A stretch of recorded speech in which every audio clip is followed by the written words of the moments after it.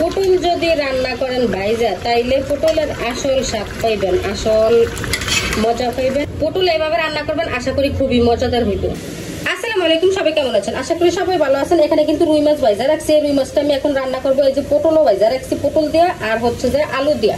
এই পটল কিন্তু বেশিরভাগ ভাজাই ভালো লাগে, এমনিতে কিন্তু ভালো লাগে না। এইদিকে কিন্তু পেঁয়াজ ভাজতে বসিয়ে দিচ্ছি, পেঁয়াজ আর রসুন। এটা কিন্তু আমার ভাজা হয়ে গেছে। এখন এখানে মশলা দিয়ে দিতে হইব, জিরা বাটা, আর এখানে কিন্তু সামান্য পরিমাণে রসুন বাটাও আছে সাথে। রসুন কিন্তু আমি কুচিয়ে দিচ্ছি, এখানে পেঁয়াজ কুচি দিচ্ছি, রসুন কুচিয়ে দিচ্ছি। আর মজাদার দুই ভর্তা আছে সাথে। সেই কি ভর্তা করি অবশ্যই কিন্তু ভিডিওতে দেখতে পারবে। মশলাটা কিন্তু ভাজা হয়ে গেছে, যে ভর্তা থাকলে কিন্তু কিছুই লাগে না, তরকারিও লাগে না। তারপরে হচ্ছে যে একটু ঝোল তরকারি থাকলে ভালো হয়, কারণ সবাই তো আর একরকম না। অনেকে ভর্তা দিয়ে খায়, সাথে তরকারিও লাগে। অনেকের আবার ভর্তা হইলে কিছুই লাগে না, যেমন আমার ভর্তা হইলে কিন্তু অন্য জিনিস লাগে না। এখানে হলুদ, লবণ, মরিচ, ধনিয়ার গুঁড়া এগুলো কিন্তু পরিমাণ মতো আমি দিয়ে দিচ্ছি। এখন হচ্ছে মশলাটা ভালোভাবে একটু কষিয়ে নিব।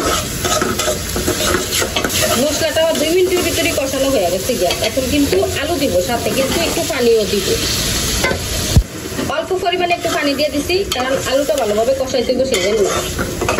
আর আগে কিন্তু আমি আলুটা কষিয়ে নিব। পটল যেহেতু ভাজা নিছি আমি, পটলটা কিন্তু বাজার ভিতরে সিদ্ধ হয়ে গেছে, তার জন্য আগে আমি আলুটা কষিয়ে নিব, তারপরে হচ্ছে যে পটলটা দিব। এইখানে কিন্তু আলুটা আমি কিছুক্ষণ কষিয়ে নিছি। এক্সট্রা যে পানিটা দিছি কষানোর জন্য, দেখুন পানিটা কিন্তু শুকিয়ে গেছে, তেলটা বাইসা গেছে। এখন কিন্তু আমি পটলটা দিব, পটলটা দিয়েও কিন্তু কিছুক্ষণ কষাবো। এইখানে সবগুলো পটল কিন্তু আমি দিয়ে দিচ্ছি। এখন হচ্ছে যে আরো 2-3 মিনিট আমি কষিয়ে নিব এই তরকারিটা। এইদিকে কিন্তু পটল আর আলু দুটোটাই কিন্তু আমার কষানো হয়ে গেছে। এখন নিচ দিয়ে লেগে যেতেছে। এখন কিন্তু আমি পরিমাণ মতো ঝোল দিয়ে দিই। ঝোল দিয়ে দিলাম। ঝোল বেশি দেই না, কারণ হচ্ছে যে পটল কিন্তু আমার এমনিতেই সিদ্ধ হয়ে গেছে বাজার সময়। আর পটল ভাজা রান্না করলে কিন্তু খুবই মজা হয়। এইদিকে আমার তরকারি বলকে সাপোসে। এখন দিয়ে দিতে হইব মাছগুলা। মাছগুলো দিয়া এই তরকারিটা আমি বসিয়ে রাখা আমার স্পেশাল ভর্তাটা আমি করে নিব। এখন কি ভর্তা করি দেখাইতেছি, অপেক্ষা করেন।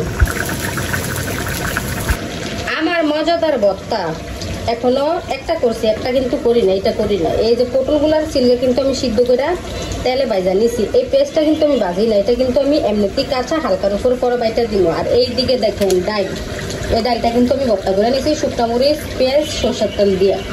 এই ডাল রান্না করছিলাম পাতলা, আজকে 2 দিন ঝুলতে আছে ডাল, পরে আজকে ভর্তা করে নিয়েছি। এখন আর থাকবো না, এখন শেষ হয়ে যাবো। এই দিকে দেখেন তরকারির অবস্থা, তরকারি কিন্তু প্রায় হয়ে গেছে।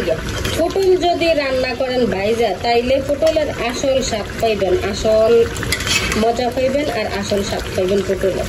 কারণ বাজার ছাড়া কিন্তু পটলের স্বাদ পাওয়া যায় না বেশি একটা, বাজলেই স্বাদটা পাওয়া যায়। তরকারি কিন্তু প্রায় হয়ে গেছে, আর 2 মিনিট পরে নামে নিব। তরকারি রান্নাটা আমার হয়ে গেছে। এখন কিন্তু আমি চুলাটা বন্ধ করে দিব। সেই একটা কালার আসছে, সেই পটল এভাবে রান্না করবেন, আশা করি খুবই মজাদার হইব। তো কেমন হয়েছে আমার এই রান্নাটা অবশ্যই বলবেন। সবাই ভালো থাকবেন, সুস্থ থাকবেন। আল্লাহ হাফেজ।